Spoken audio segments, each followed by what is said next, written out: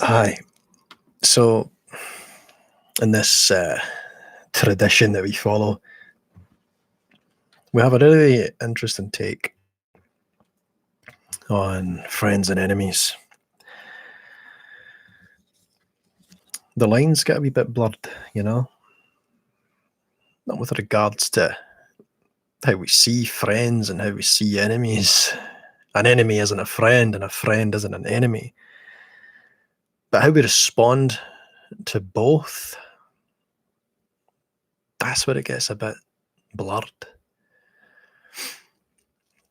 There's a couple of lines of scripture that I really like. In Romans 12, 9 to 21, I won't read it all, but in fact, I will read this all. Don't just pretend to love others. Really love them. Hate what is wrong. Hold tightly to what is good. Love each other with genuine affection and take delight in honouring each other. Never be lazy, but work hard and serve the Lord enthusiastically. Rejoice in our confident hope. Be patient in trouble and keep on praying. When God's people are in need, be ready to help them. Always be eager to practice hospitality. Bless those who persecute you. Don't curse them. Pray that God will bless them. Be happy with those who are happy and weep with those who weep. Live in harmony with each other. Don't be too proud to enjoy the company of ordinary people, and don't think you know it all. Never pay back evil with more evil. Do things in such a way that everyone can see you are honourable. Do all that you can to live in peace with everyone. Dear friends, never take revenge. Leave that to the righteous anger of God. For the scriptures say, I will take revenge. I will pay them back, says the Lord. Instead, if your enemies are hungry, feed them. If they are thirsty, give them something to drink. In doing this, you will heap burning coals of shame on their heads. Don't let evil conquer you, but conquer evil by doing good. This verse jumped into my head in the previous video in that whole series on escaping hell, when I gave the example of what to do if you are damned. Well then, you know what's good, don't you? To incline yourself towards what's good, so live that life. And you could see how that picture's wrong, because you have a heart for this person, this underdog, and you want them to succeed. But then God is positioned as this obstacle between reconciliation, which is the ultimate purpose of all things. And it's almost like that human being would be heaping the burning coals upon this adversarial force. And we know that adversarial force is not God. And so we know that the person with the sincere, contrite heart, the brokenness, and the faith to persist would be forgiven and could find themselves again reconciled to their Heavenly Father. But what a wonderful piece to read. That always struck me, because it wasn't just this wee notion, I love people. It wasn't just that. It's the fact that Paul's taken the effort to say, really love them. And he's emphasized this point, really love them, hate what's wrong, hold tightly to what's good, love each other with genuine affection, and take delight in honouring each other. Never be lazy, but work hard and serve the Lord enthusiastically. Rejoice in our confident hope. Be patient in trouble and keep on praying. I say these things to people. I say, be patient. Be patient. Don't be quick. Never pay back evil with more evil. And that's difficult to do, especially if you're speaking to someone, and there's some kind of heat between you. There's beef. You got beef with someone. And you're trying to advance things forward, but they've got beef with you. And they don't practice these things, and you understand you've got to be compassionate about that too. I don't ever want to be one of these people that if I find someone in a vulnerable state, I'm going to take a scripture and show it to them and think, like it's a cross against a vampire, and that's the way to help someone. If someone has some kind of hardship in their life, then I'm more of that. This is me. It says, be happy with those who are happy and weep with those who weep. And just over the last 72 hours, I've done that. I've wept with those who wept, and I've been happy with those who are happy. And it wasn't enough. And that's okay, because I don't know if it will always not be enough. But sometimes people have to feel things and go through things, and that's the way it should. Well, it's the way it is for some people.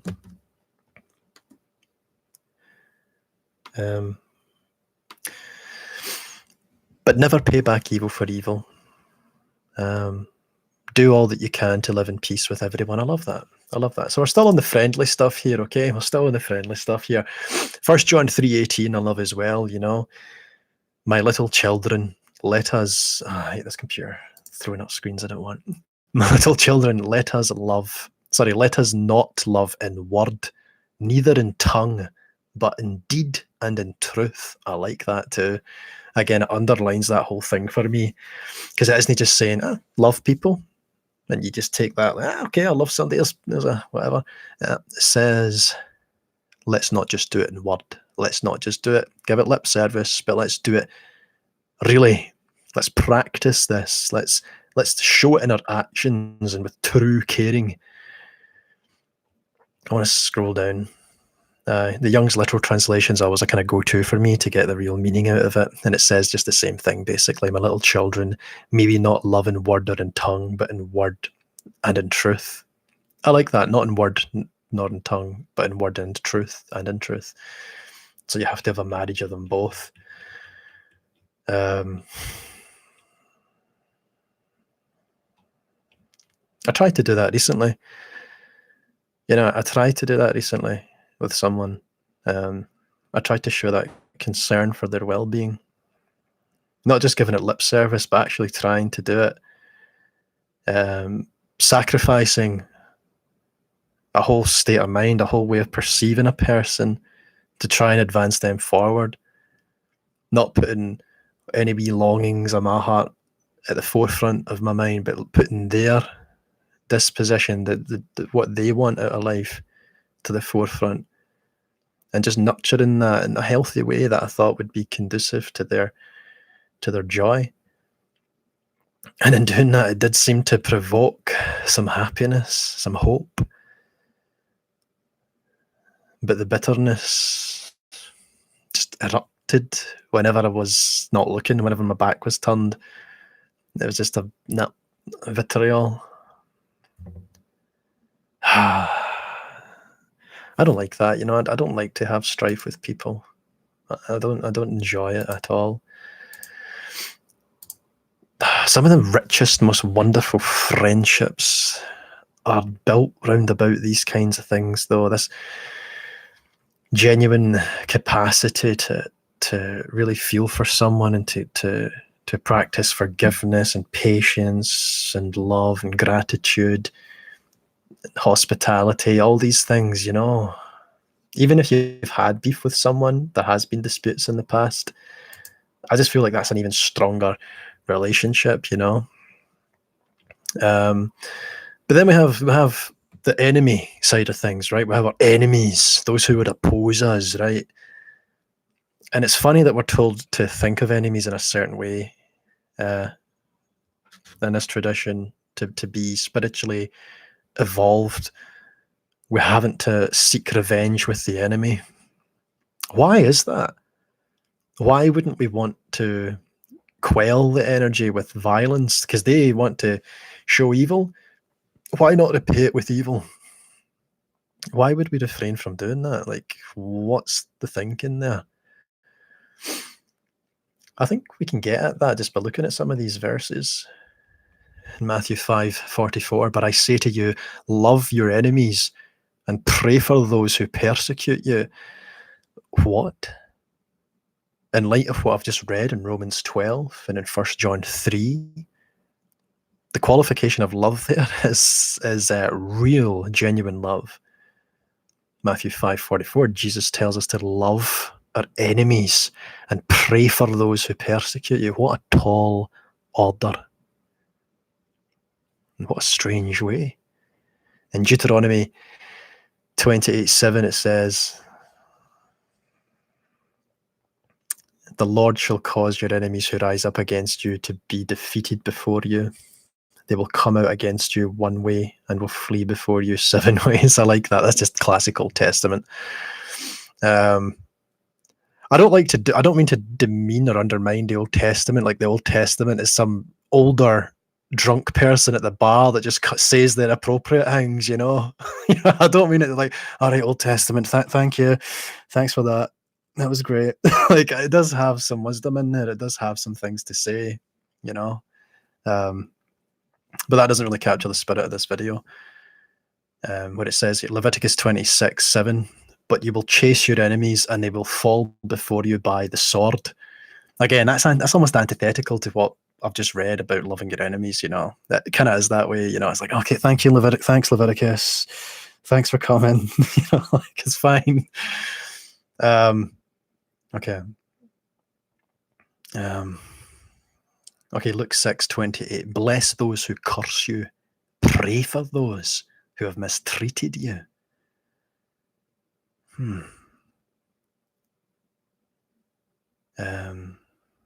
Luke 6:35. "Love your enemies and do good and lend, expecting nothing in return, and your reward will be great."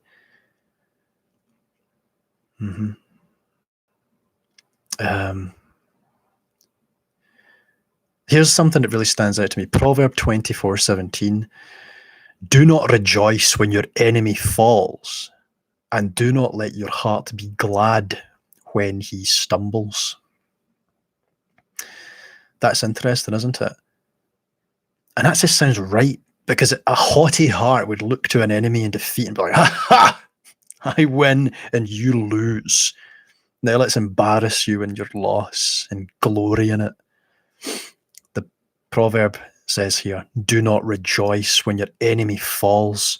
Do not let your heart be glad when he stumbles." And if I remember the context properly, it's about you would rather not have God see your heart in such a state to be rejoicing over a fallen enemy, because it is quite an ugly thing to do. Where does it say it? It says it in Proverbs 24. That's the wrong verse.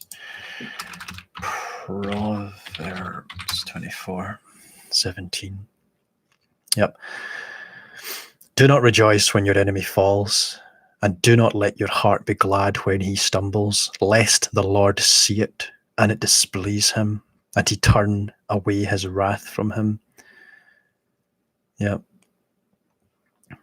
Yeah, there's just something that sounds intuitively right about that, you know, that we shouldn't glory in the death of people. Like, we see that sometimes, you know, if someone's been portrayed as a great oppressive force in the world, and then they're killed and humbled in a defeat, there can sometimes be an uproarious celebration about it, and I sometimes feel, no, this is a solemn moment. This is a moment for quietness, not for celebrating in the streets about the death of a man. It's a tragic thing that this happened, and I don't want to respond to this whole tragedy with a celebration, with jubilation. This is a shame. This is a blot in humanity. This should never have happened. I'm not going to celebrate it now, because it hasn't been punctuated. It hasn't came to an end in a good way. Evil's been repaid with evil, and it's just been a black affair, a terrible affair.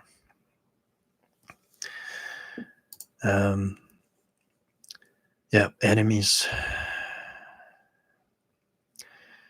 "Bless those who persecute you. Bless and do not curse them." Romans 12:14. Yeah. Okay, so we have the enemy portrayed in such a way.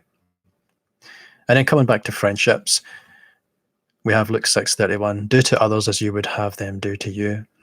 Proverbs 17:17. "A friend loveth at all times, and a brother is born for adversity." What does that mean? I think it just means that, you know, a friend isn't necessarily someone that's blood. A friend can transcend that, and those closest to you can be people that you end up contending with. Philippians 2:3, do nothing out of selfish ambition or vain conceit, rather in humility value others above yourselves. Philippians 2:3 convicts me. Do nothing out of selfish ambition or vain conceit, rather in humility value others above yourself. And I think in my life I've done that, done the good and the bad. I think sometimes I've had an ambition, a selfish ambition that hasn't been born of a selfish ambition. The ambition's been wholesome, but then a thread of selfishness winds itself around and restricts and compromises. And so that vain conceit is in there, And I think the thing to do to remedy that situation is, in humility, value others above yourself. That's a beautiful thing. And I've tried to internalize that message too, to value others above yourself. I've worked in care with vulnerable adults, and it's very tempting in that kind of relationship to see myself as the superior party. I'm looking after someone that otherwise couldn't look after themselves. So I'm trying to do things for them. It's not like that's just an example. It's never come into my head like, yes, I'm fantastic compared to this person. Oh, what a horrible disposition. I always try to see in my head, I say, this person here that I'm working with right now, I bet you they're 10 times the radiance that I'll ever be in the other side of things. I bet you they're someone that I would want to get the help from on the other side of things. They're in this life now and they've got this tougher gig. Maybe they've got some kind of learning difficulty or whatever. But I don't look down on them. Oh, what a horrible disposition. That's even worse than glorifying over the stumbling of an enemy. This is someone I'm caring for. No, they're much bigger than me. They're much better than me. And I get this gift of being a part of their life now. But on the other side of things, who knows? Colossians 3:13, bear with each other and forgive one another. If any of you has a grievance against someone, forgive as the Lord forgave you. This is a challenging one, and it's something I've tried to bring up with someone that I've been in strife with. And the strife doesn't come from me. I don't have a disposition of strife. I'm not an agitator, which is a very frustrating thing to be when there's tension in a relationship, because I feel like I'm not. It's not my intention to butt heads. I don't have a bone to pick. I don't have anything to gain. I don't want the grievance to be there. And it seems that this other person has a grievance. And if you're following this channel, you might have a clue of what I'm talking about. And it's just to say that resolved. All that stuff was resolved and fine, and it looked to be going the right way. And then it kind of the ugliness reared up again. And there's nothing I can do about it. It's on the other party. And again, it's not something to do, forgive as the Lord forgave you. Nobody wants to hear that when they're angry and upset with you. You don't want to hear that, forgive as the Lord forgave you. How dare you say that to me? I feel this way, and I blame you for feeling this way. So how dare you say, forgive as the Lord forgave you? I can understand that mindset. I can see that, how it could be tricky for someone, who's got a grievance against someone. But we're told to have a soft heart. We're told to have a soft heart and to truly love.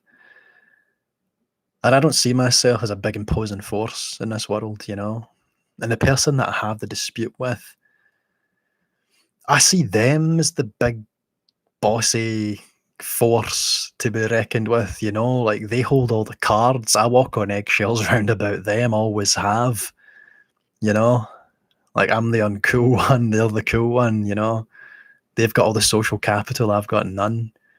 They've got all the clout, I don't have any.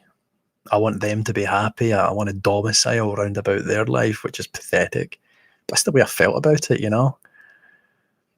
And yet they have the strength. It's an unhealthy dynamic. But the curative process, the solution is to transcend it, for both parties to rise above, rather, not rise against.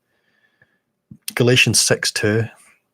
Carry each other's burdens, and in this way you will fulfill the law of Christ. And that's what I was saying about weep with those who are weeping. I was crying a couple of days ago. Right? No babbling. I'd misty eyes as I was trying to reconnect with someone who there'd been strife with, and I want to carry that burden too. I want to get underneath that.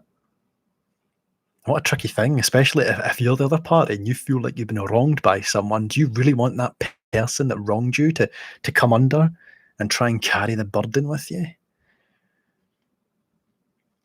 I don't know. I see that as a great redemptive thing, a good chance for reconciliation. If I was struggling and I saw my enemy come to help me, I'd be like, what? Really? You're going to help me now? Why? Maybe I would struggle to understand it. Maybe I would think maybe there's some kind of ulterior motive here. But when there plainly isn't, when it's pure just someone doing something to help you, an enemy, that's beautiful. Proverbs 18:24. There are friends who destroy each other, but a real friend sticks closer than a brother. I like that. Proverbs 18:24. Young's literal, because it doesn't give me the translation there, so I want to see what the Young's literal translation is of Proverbs. Young's literal translation. There we go.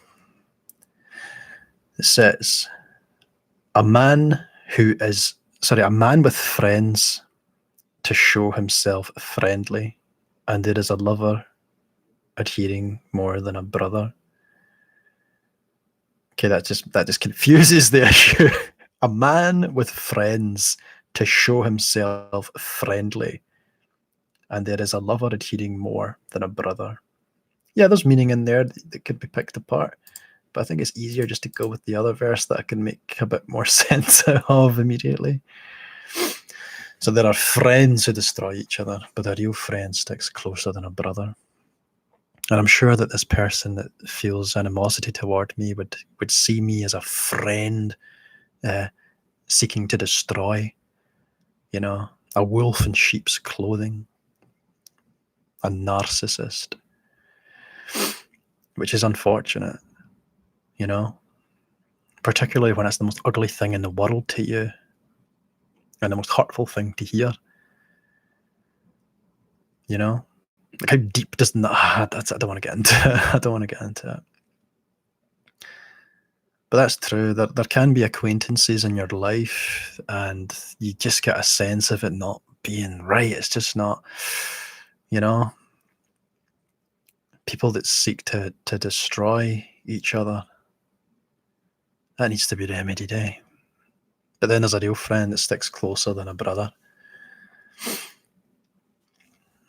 And that's just the experience sometimes, like I grew up with two brothers, and you go out into the world and you meet people and you interact with them a bit more almost meaningfully than you do your own brothers, like,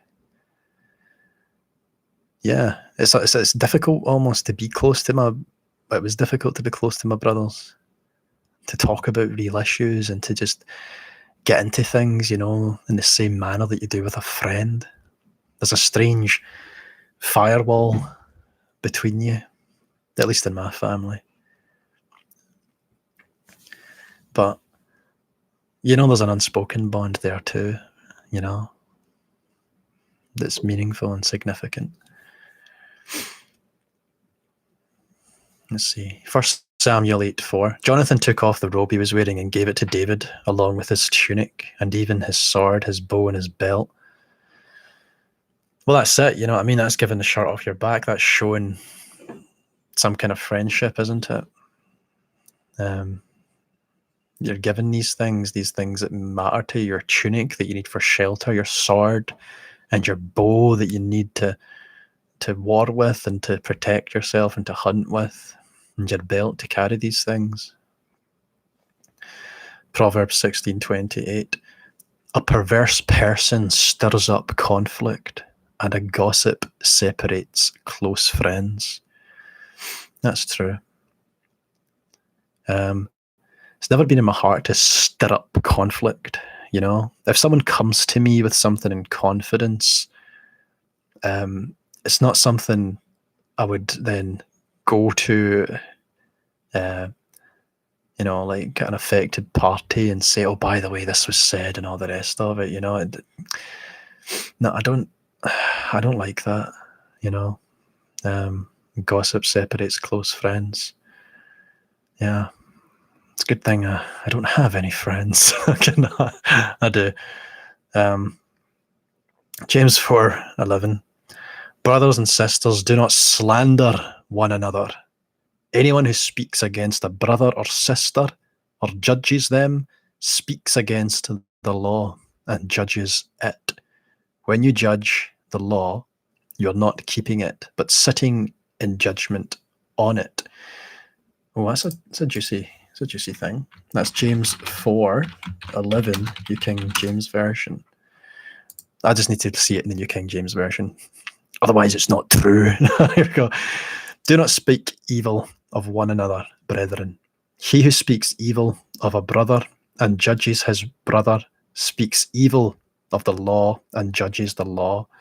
But if you judge the law, you're not a doer of the law, but a judge. I like that. I suppose that version just includes the females of the faith too. I like that. Don't slander one another. Certainly had a wee bit of that recently. And again, I get it. I'm not judging. I ain't judging. The measure you use will measure against you. You can say whatever you want against me. No, it's not that. No, I get that, and I know where that can come from. I've certainly said mean things about people. Anyone who speaks against a brother or sister or judges them speaks against the law and judges it. Yeah, we're just supposed to be known for our love, aren't we? For our disposition of heart. 1 Corinthians 15:33. Do not be misled. Bad company corrupts good character. That's true, you know. It's good to be with among people who are of refined and are refining their character. And again, I'm sure this person I have this adversarial relationship with would describe me in these terms, right? These very uncharitable terms, because of a history that they perceive to have inflicted pain into their life.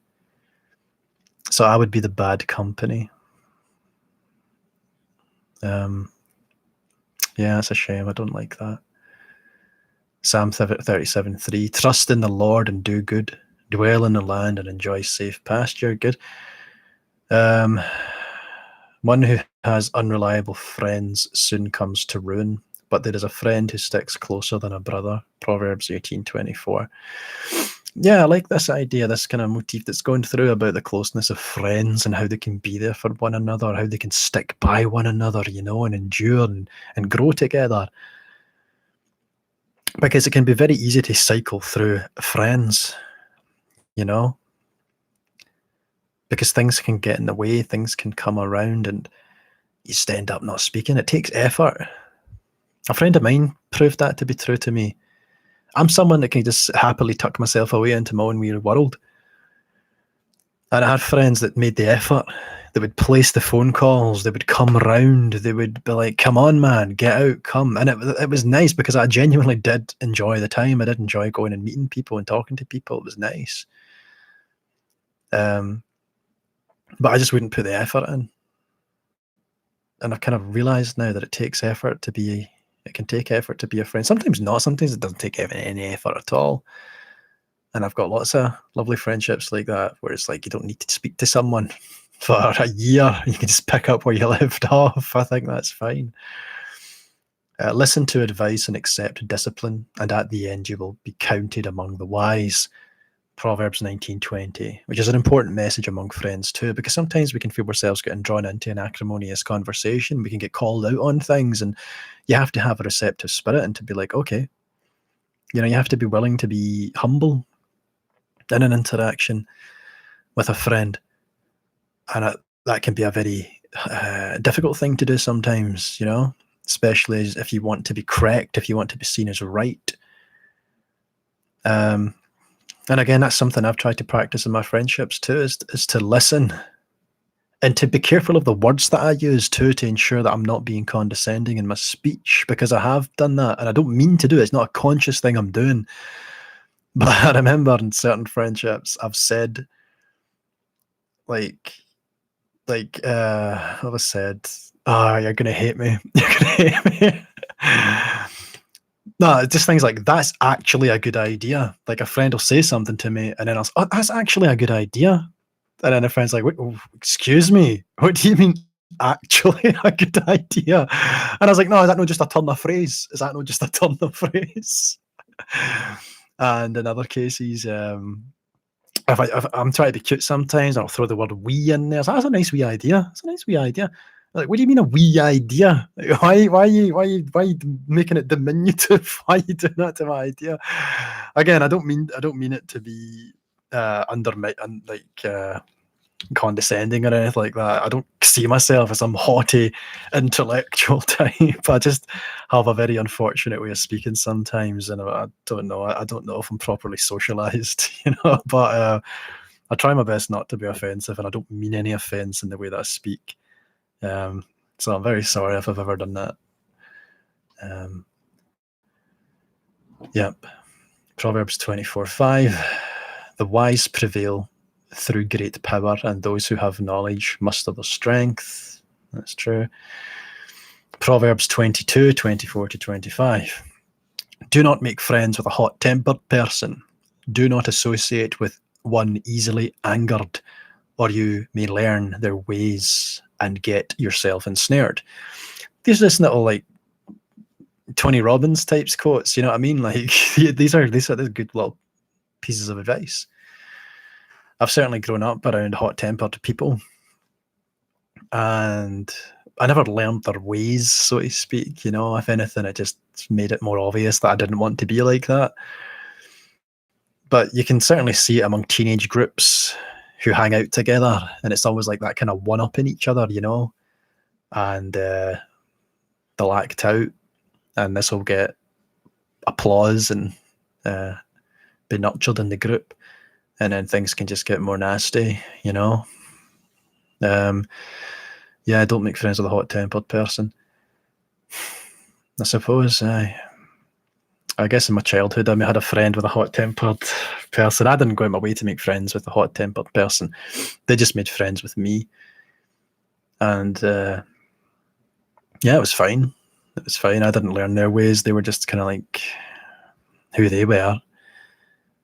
I never really, I don't know. That wasn't possible for me to get ensnared in their ways because I was too naive and I'm oblivious to what was going on. Ecclesiastes 4:9-12. Two people are better off than one, for they can help each other succeed. If one person falls, the other can reach out and help. But someone who falls alone is in real trouble. Likewise, two people lying close together can keep each other warm. But how can one be warm alone? A person standing alone can be attacked and defeated, but two can stand back to back and conquer. Three are even better, for a triple braided cord is not, I love that, easily broken. What a cool passage that is. Two people are better off than one, for they can help each other succeed. If one person falls, the other can reach out and help, but someone who falls alone is in real trouble. Likewise, two people lying close together can keep each other warm, but how can one person be warm alone? A person standing alone can be attacked and defeated, but two can stand back to conquer. Three are even better, for a triple braided cord is not easily broken. Fantastic.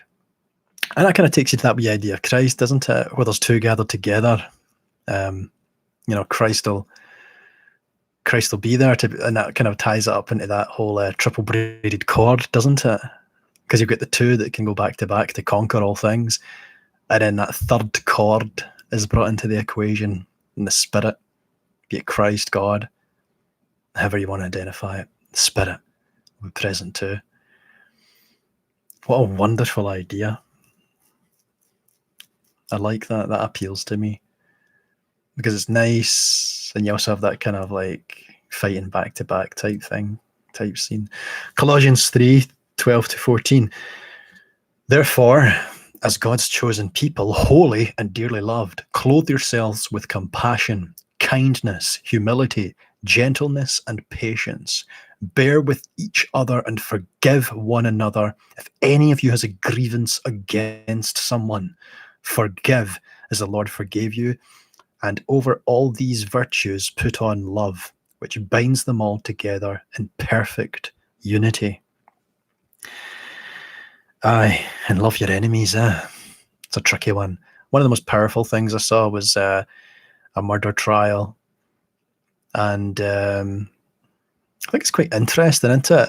Like in the court system. So they let the family of the victims go up and say a piece to speak to the court and address, I don't know if they're allowed to address the accused directly, but it seemed to happen that way in this one instance where an elderly gentleman with a white beard approached the microphone and said, basically, you know what, I've been taught and instructed in a certain way of living, in the Christian way, and I believe Jesus would want me to practice forgiveness, you know? And so he said to the murderer who had killed his daughter, I forgive you. And as soon as the words left his mouth, the murderer, who had stood there stony-faced, like a animal, like a wild beast, you know, just with that dark eyes, doll's eyes dark as sin. As soon as the words I forgive you resonated out from the microphone, from the speakers, he crumbled. This murderer that stood there emotionless crumbled and began to weep. And it's one of the most powerful wee things I'd seen in a while.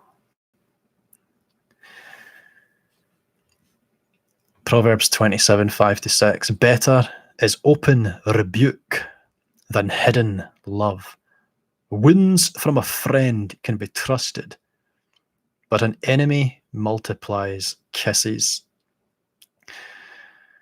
And again, I could see this, I can see myself being cast as the enemy with regards to this friend I'm talking about, because I might say encouraging words, and these are the secret kisses. These are the kisses of the enemy. Better is open rebuke than hidden love.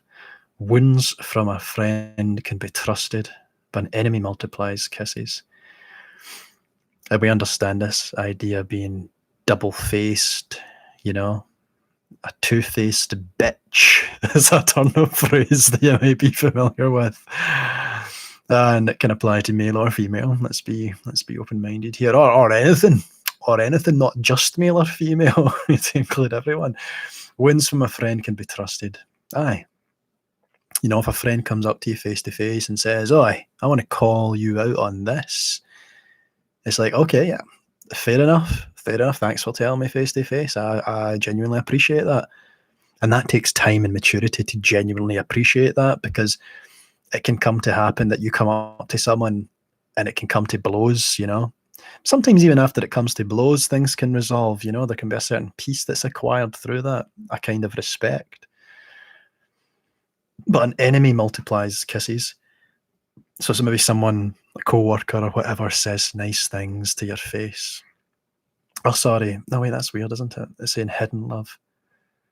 So maybe they don't say nice things to your face. Maybe they're just kind of, they buzz around you, all happy, whatever, but genuinely they don't like you in that staff room. They're saying things about you. They're talking about you. What do you do then? You love them and you forgive them and you bless them. John 15:12-15. My command is this: love each other as I have loved you. Greater love has no one than this, to lay down one's life for one's friends. You are my friends if you do what I command. I no longer call you servants, because a servant does not know his master's business. Instead, I have called you friends. For everything that I have learned from my Father, I have made known to you. Oh, I like that. That's good. I like my New King James Version better, though. So John 15:11-17. These things I have spoken to you, that my joy may remain in you, and that your joy may be full. This is my commandment, that you love one another as I have loved you. Greater love has no one than this, than to lay down one's life for his friends. You are my friends if you do whatever I command you. No longer do I call you servants, for a servant does not know what his master is doing. But I have called you friends, for all things that I have heard from my Father have made known to you. You did not choose me, but I chose you and appointed you that you should go and bear fruit, and that your fruit should remain, that whatever you ask the Father in my name, he may give you. These things I command you, that you love one another. Yeah.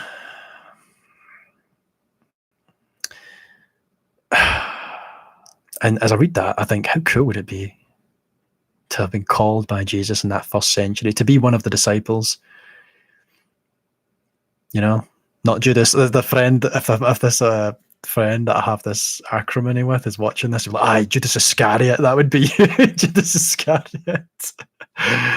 No, not that one, not that one. But it would be cool, man.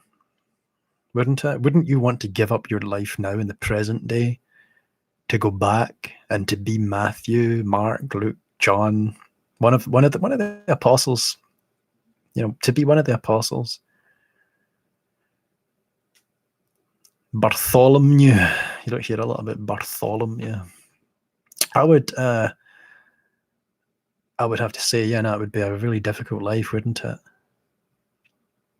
Wonderful, though. And you would come to a very uncomfortable end, but it would be so worthwhile to be a part of that, to be right there, to sit with Jesus and hear his stories and listen to him preach and teach, to walk around with him as he goes about his ministry. Yeah, I would like that. I would do that. I think that'd be awesome. And I'm sure this friend that I'm arguing with, I'm sure they would love to have been there too. There's no reason to argue. There's no reason to feel hatred. Proverbs 17:17. A friend loves at all times, and a brother is born for a time of adversity. Yeah, I've got that one. Proverbs 27:17 is quite popular. Iron sharpens, good if you can read, iron sharpens iron, and one man sharpens another. That just comes to that idea of someone coming face to face and bringing up an issue and learning from someone in humility, you know. Proverbs 12:26. The righteous choose their friends carefully, but the way of the wicked leads them astray. Okay, and you could see that fulfilled in Jesus with his apostles, his disciples. Job 16:20-21. My intercessor is my friend, as my eyes pour out tears to God. On behalf of a man, he pleads with God as one pleads for a friend. Conclusion. Friendship is one of the greatest gifts we can be given in our lifetime. However, it is not a free gift. Long-lasting friendships require empathy, effort, and consistency. But I believe the rewards of friendship are well worth the effort. What a nice little note. Yeah, I think so too. You know, you can go through your life and think of all your friendships. Let's see. Well, obviously I grew up, and those that I knew first were my brothers. Then I went to play school or nursery or kindergarten. And I wouldn't really call those relationships friendships. And then I went to primary school, and again, I don't know if you would call those relationships friendships. Yeah, on one level, you can call them friendships. But I think those are more like things that can grow into friendships, because when you're so young, does it have all the qualities of a friendship? It's more just of a convenient thing, isn't it? It's more just meeting other people in a similar situation. But yeah, I think, there can be people there that are a bit more socially evolved and can begin to grow into friends. I would say that I was more of someone that just kind of spoke to whoever I was in the company of. And then there was that hot-tempered person that was probably more of a friend than anyone else to me. They just kind of gravitated towards me and we hung out, and they always had my back. And they actually I just remember them having drugs on them when they were like 8 years old. I was like, this is crazy, but I wasn't judging. Again, I was quite oblivious and naive in my young days. And then in high school, that was just a confusion for me. And then I had some friendships come out of that. G and Phil, neither of whom I speak to anymore. I would still talk to them, but they're just kind of growing distantly. They're growing away. I don't know what they are. Don't know what I'm trying to say. They're not around. And then what? Yeah, it was really in like college and university and things that I met people with whom I had more enduring friendships. And online as well, speaking to people online.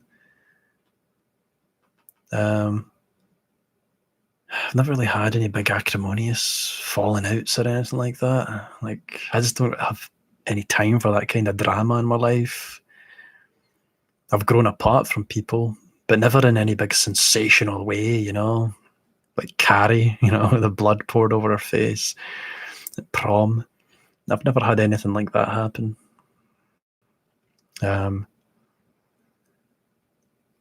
No. So, yep. Enemies and friends.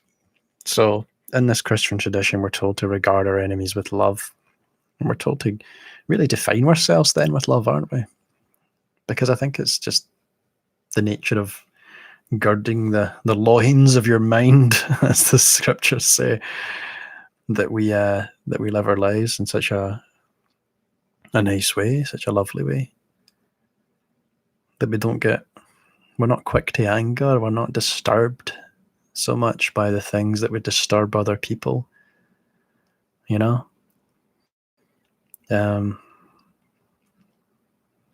So yeah. No, the only wee thing I can think of recently is this I did it again, didn't it? This wee falling out I've had with someone. I don't mean to make it sound like it's not an important thing, because it is, oh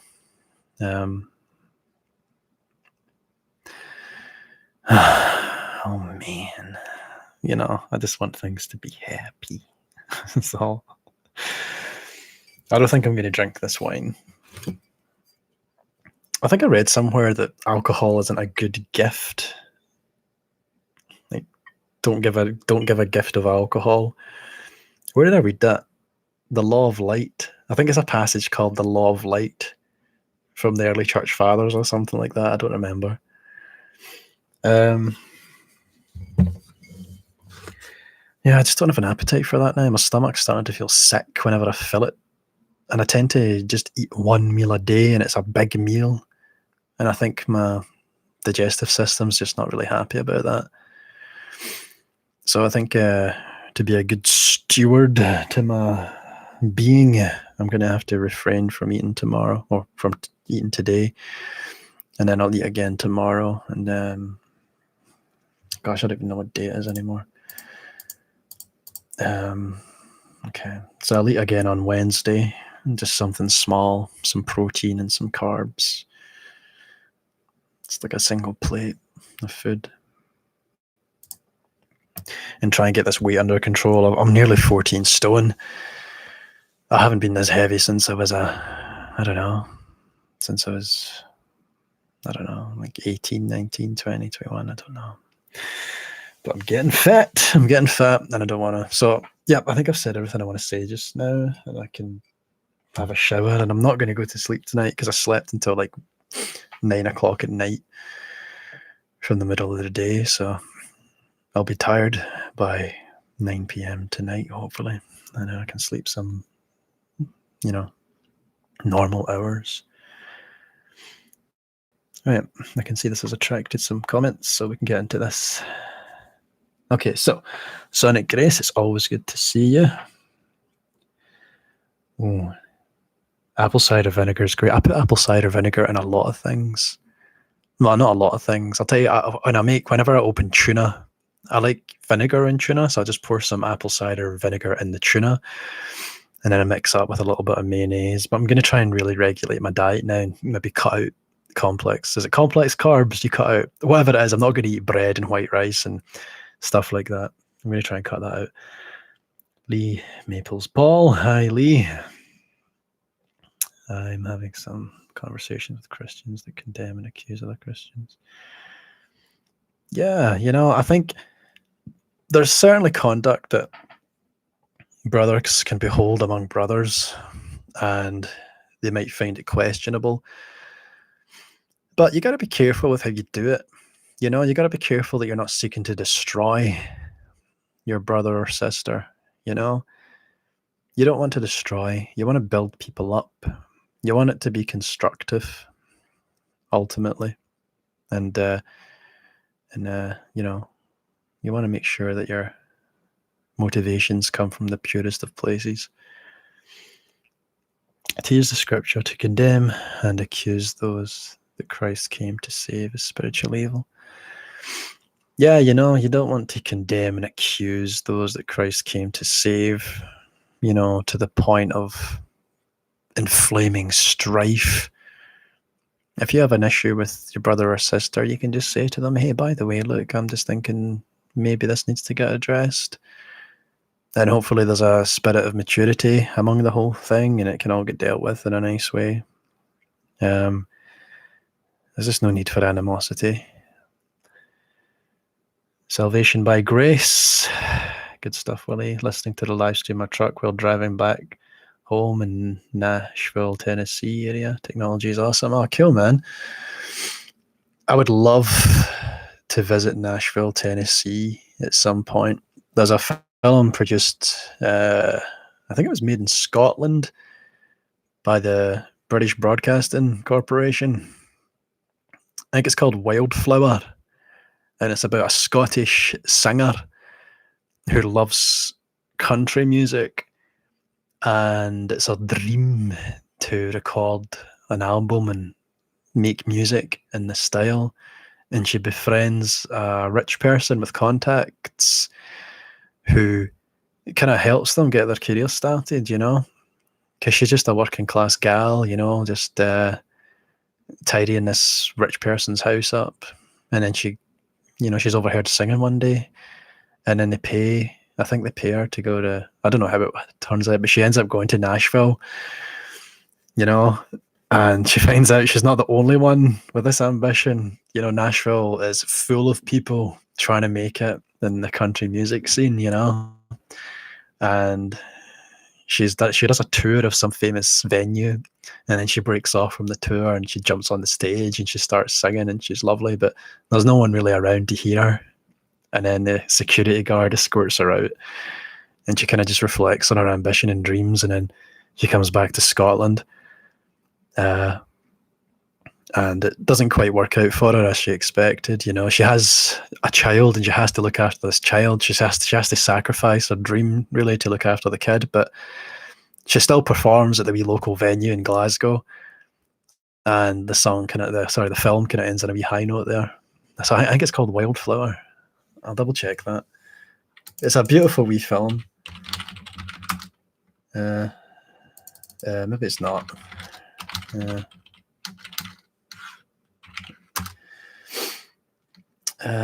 Wild Rose, it's called. Sorry, Wild Rose, and it stars Jessie Buckley, I think. Right, so that's that. Nashville, Tennessee, good place. Okay. Yep, that's a good one. Yeah, some people can flatter you with their words and plot your demise behind your back. A man is blessed if he has one close friend at any given time. That's true. That's very true, you know. Yeah, I like that idea. And I really loved that scripture I read about it's good for there to be two people, you know, and they can support each other. If one falls, they can pick the other up, you know, and they can conquer back to back. And then if there's a third person, a three braided cord is stronger yet. I really enjoyed that. I thought that was really, really nice. I feel obligated to continue talking now until our friend driving his truck makes it back to Tennessee. How long's your journey? I'll keep talking. Yeah, get into some issues here, although I might imagine there's some radio station you want to tune into. The radio in America is quite good. When I was in America, there's so many channels to listen to. And there's so many ridiculous songs that make it onto the airways. What was it? There was one like Pop Goes the Weasel because the Weasel goes pop. And I was like, what am I listening to right now? Who produced this? And then there's all the Christian radio. You don't get that over here. And some of it's really good. Like some of it's actually quite fun to listen to. Shelton Blake has a song called God's Country that I'd never heard it before in my life, and I'm driving through Florida, and suddenly it comes on the radio. I'm like, oh, that's an absolute banger. I'm into that. Yeah, music can be beautiful, isn't it? Like in my latter video there, I was talking about how we describe God, how we can try to portray God, you know, and I questioned the ability of the arts to do this. Like, how do you convey God on a canvas? Or how do you convey God in music? You can sing about God, you can paint about God, but to actually paint a depiction, nah. But you can sometimes reach to the attributes and try to convey the attributes of God. So you can make a canvas inspire awe, or you can make a song, yeah, that captures an aspect of the spirit, whether it's joy or peace. Certainly I've been moved by music, you know. I was on my Amazon music and I was looking and I forgot, but I'd actually purchased a bunch of gospel music or whatever.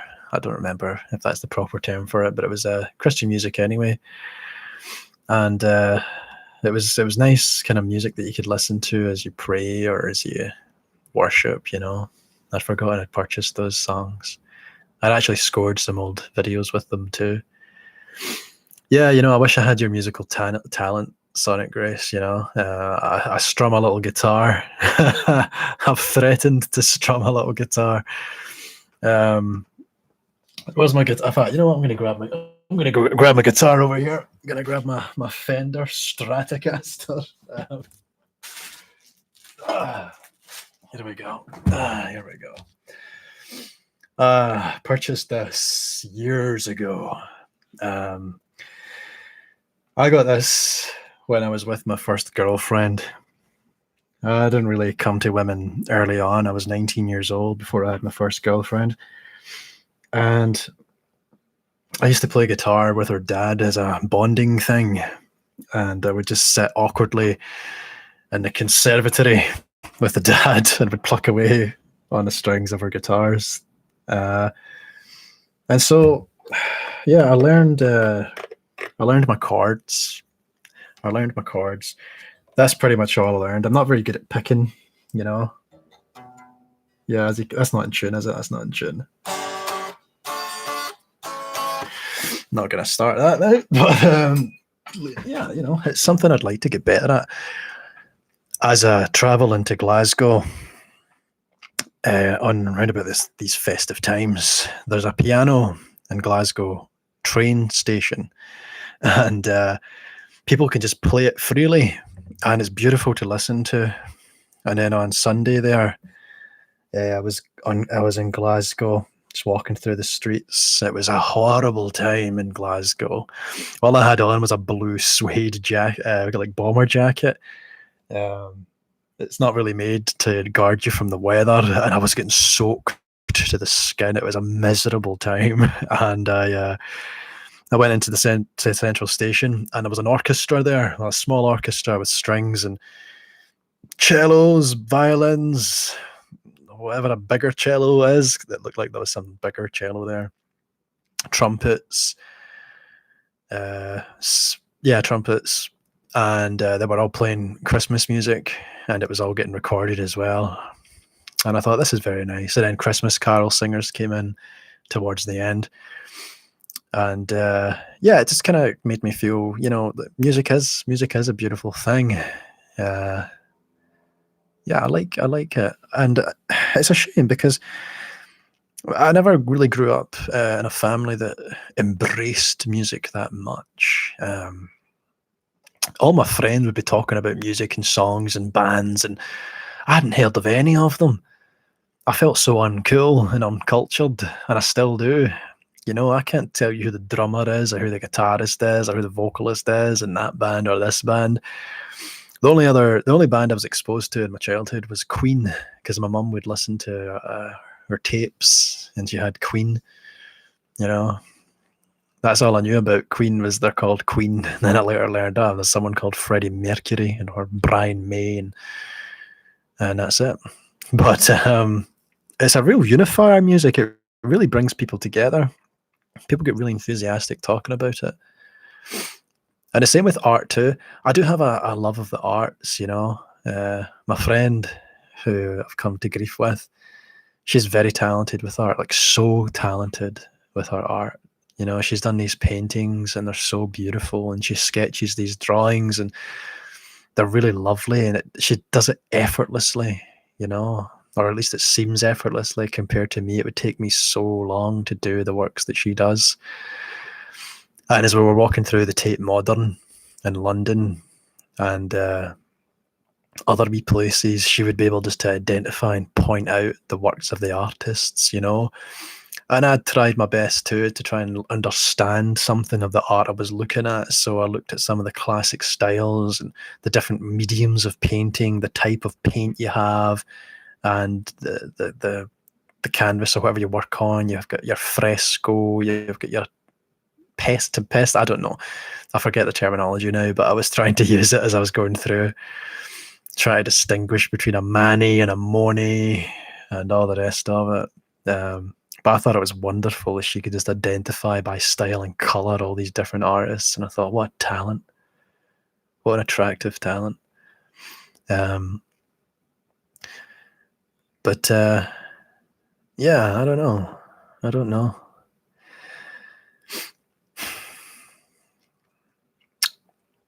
That's it. We've all got different talents, don't we? We've all got different things that we are good at and things that we want to develop in. And something I've done recently, just in meeting people, is recognizing places where I could do a lot better. If you're an American, if you're British, if you're Australian, Canadian, well, not Canadian. Canadians have this, what I'm going to talk about.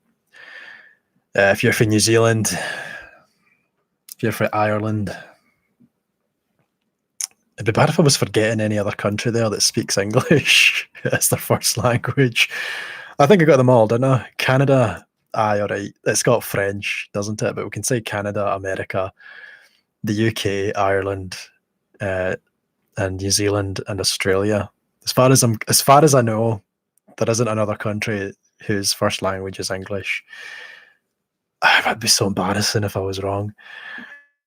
But if you're from one of these countries, there's a good chance it takes you 20 minutes to do a 5-minute video speaking. That's how I feel. This video was supposed to be 3 minutes long and it's an hour long now. But yeah, if you're from one of these English-speaking countries, there's a good chance you don't speak another language, You might do. If you're from America, you might speak Spanish. If you're from Canada, you might speak French. But a lot of us just speak the one language. But then you have these other people coming into our countries, taking our jobs now. That's not what I'm saying. But you got other people coming into our countries, and they speak all these different languages. Like I was saying, I met this Italian girl who was speaking German, speaking French, chancing her luck with Spanish. And I was like, wow, this is amazing. This is incredible. that you can speak all these languages. I feel very humbled and ashamed. I feel like I should be able to speak some of these languages. Thing is, though, you try to do it and your efforts are never respected. It was very cold, and I turned around to this girl, and I says, "Das ist verflixt kalt. Das ist lausig kalt. And it's draußen." And she's like, "Don't do that ever again." So I was like, "Right, okay, all right, I'll stop. But yeah, I don't know. There's so much out there. There's so much beauty out there, and there's so much opportunity, as I say, to make friends. So there's no real purpose and no real point in making enemies. I don't know. People are just so full of hopes. People are just so full of beautiful things, and I'm so eager and keen to see that in people, to see the best aspects of people. To see that wee glimmer of hope. And when someone speaks about an issue they're enthusiastic about, I can see that. I just sit there and I watch them speak as they get carried away by whatever it is they're talking about, and it makes my heart swell up. And I miss that about people, because I really cherish people, and I really try my best to genuinely love people, as the scriptures tell us to do. Like, again, this person I'm arguing with, I don't know if they'll ever speak to me again, but they gave me a call after that video where I tried to lay out things, and it was so lovely to hear their voice again. All the inflections, or the way they say things. It just made me so happy just to hear their voice, and just to be able to laugh with them again. That's a shame. That's someone I loved so much. And I'm not saying it was a perfect thing. I'm not saying it was perfect at all. But yeah, yeah, isn't it? That's right, Sonic Grace. It's good. It's good to see the good in people.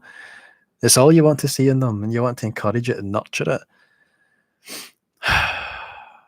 And I feel so frustrated about this whole situation too, because I feel like a wee part of me that I never share, a wee part of me that I don't show, especially to someone that I'm talking to one-to-one. But I feel like saying here, it's like I never feel like this person I'm having this dispute with ever gives me that kind of respect, that they never see the best in me, that they never see any good in me, that for some reason it's beneficial to them to portray me in the worst terms, because what that lets them off, that lets their conscience off the hook. Why would you do that? It just doesn't even bear thinking about. It would mean so much to hear this person speak about me in positive terms, as I would talk about them in positive terms again. But they won't do it. There's something stopping them from doing it, and it's nothing good. As the scriptures tell us, to regard even those we would consider enemies with love, and to bless them. It's a very frustrating predicament. And I guess the only remedy to it is to just leave it alone, because I can't make this other person come to peace. They have to find that peace themselves. And that was it, man. Like, as I say, I started talking to this person again. It was all fine, but they kept revisiting the pain. They kept touching the nerve and picking the scab of the wound that was hurting them. And that's another point I need to make as well.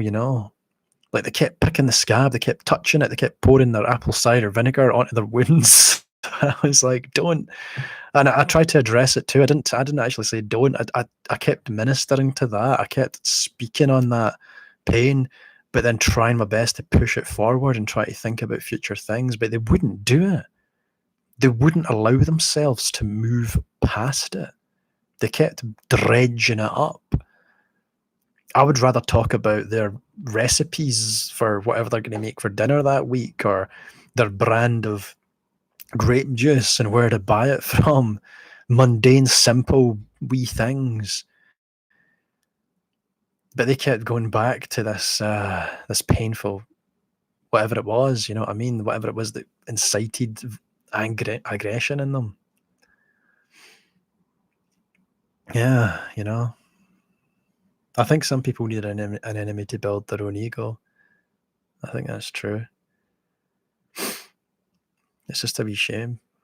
But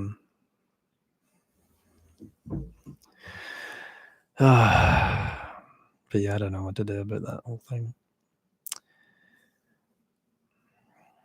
But yeah, she just left her last message to me. Like after we just had a very amicable and nice talk. I don't know what it is. Like she just lets herself get led astray. Can I say that? Is that too bold?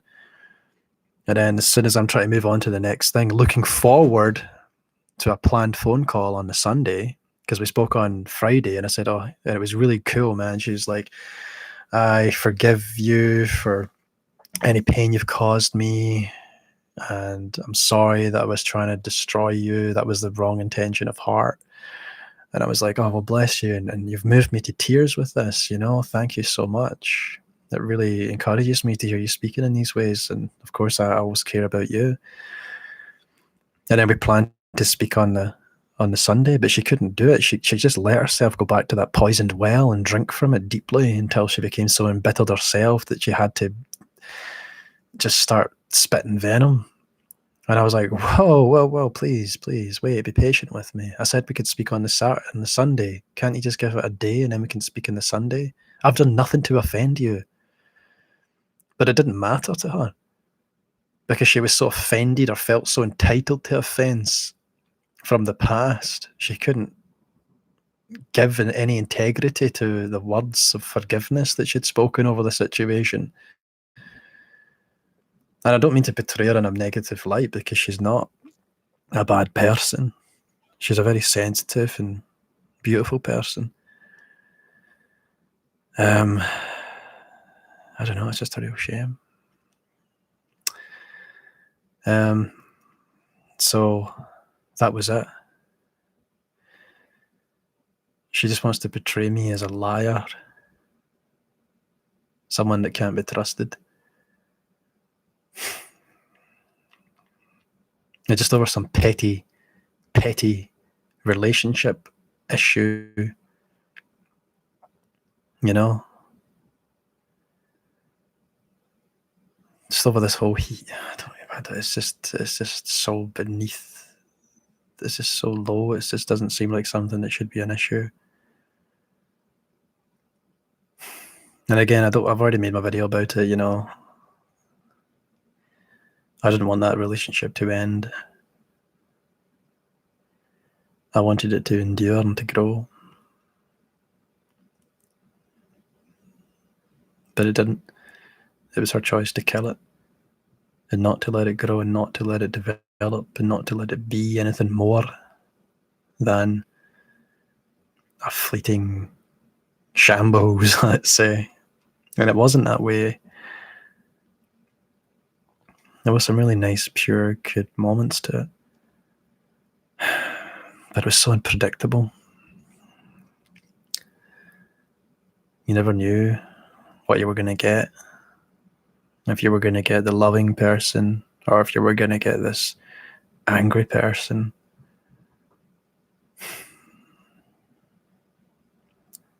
Oh, well.